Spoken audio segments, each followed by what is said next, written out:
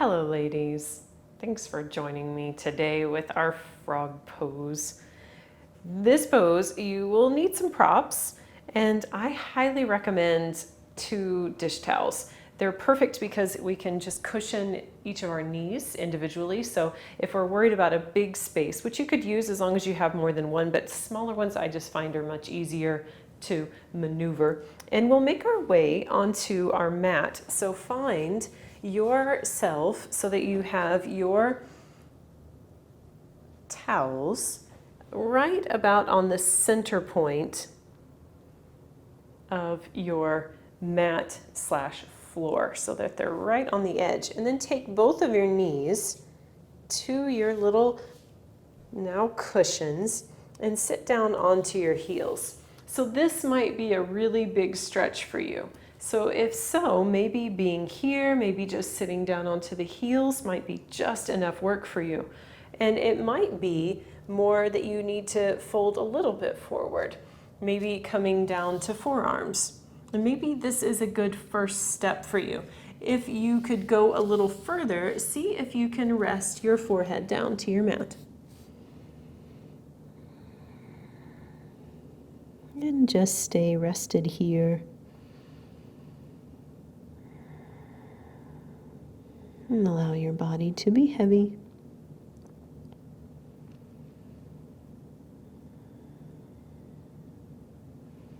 If this pose is kind of new for you, maybe shifting your hips gently side to side.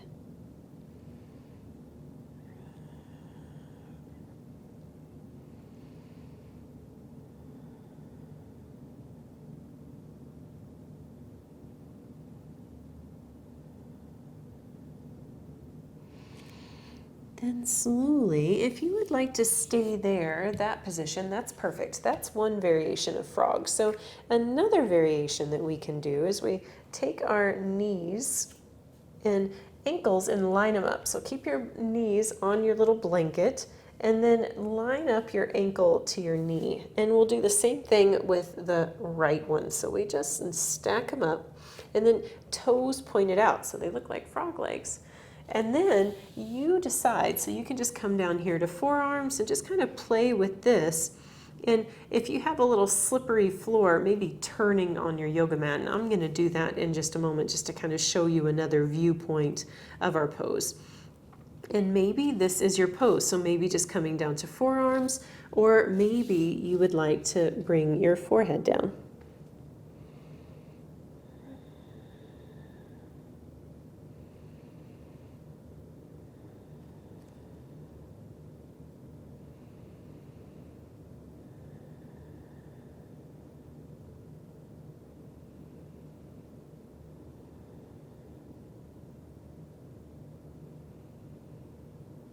And we'll slowly make our way up. So we'll come out of our pose for a few moments. So kind of shift your ankles in for support and then bring your knees in. I'm going to turn now so that I'm facing forward, just to give you, again, just another view of the pose, just in case that there was any confusion. And I still have my blankets handy. Just for now, though, keeping your knees just close together for a moment. And then we'll go ahead. So this time I'm going to take my towels a little wider, and I'm not going to anticipate too much length yet because I can always adjust. So bring your hands for support in front of you, bring your knees to your blankets, bring your ankles so that they're nice and stacked with your knees. And then from here, you can start to stay here if you want. Maybe this is plenty. Or you can come down to forearms. And since we're taking our feet a little wider, maybe if your low back is kind of reacting to this pose a little bit, maybe draw your belly muscles in just a little. And you can continue, so you can kind of relax down a little bit more here if you'd like.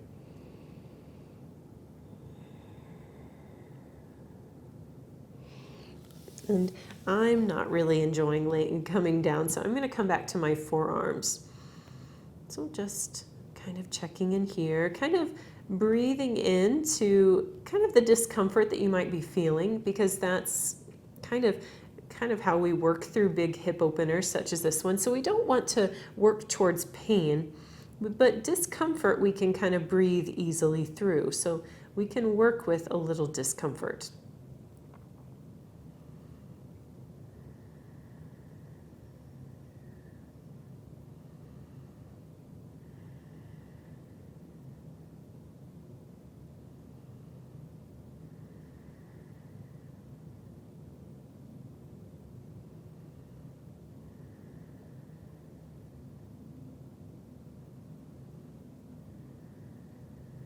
And we'll slowly start to inch our way up from our pose. Bring your heels in first, then your knees. Come to sitting down onto your mat, or just the floor. And then we'll bring our feet in front of us and our knees bent. And you can kind of take a second and really let your knees be close together. Sometimes that balance of opposite feels amazing.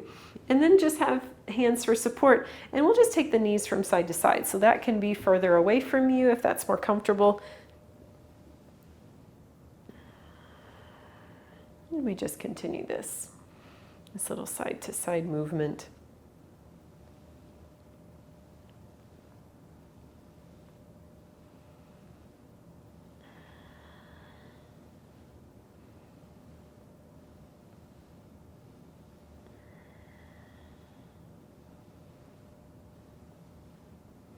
And that's our frog pose for the day. So you may practice your frog pose as often as you like.